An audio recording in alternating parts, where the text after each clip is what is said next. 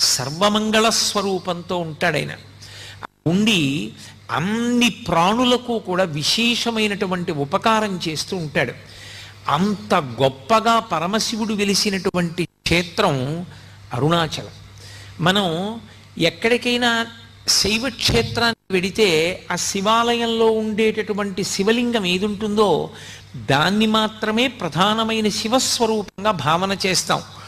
ఉదాహరణకి మీరు కంచి వెళ్ళారనుకోండి, ఏకాంబరీశ్వరలింగము అని ఆ కాంచీపురంలో ఉండేటటువంటి పృథివీలింగమే గొప్పది.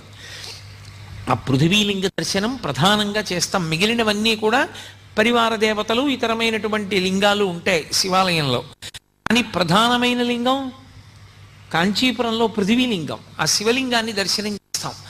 అరుణాచల క్షేత్రం దగ్గరికి వచ్చేటప్పటికి మాత్రం ఒక్కడే శివుడు అరుణాచలంలో ఉన్నటువంటి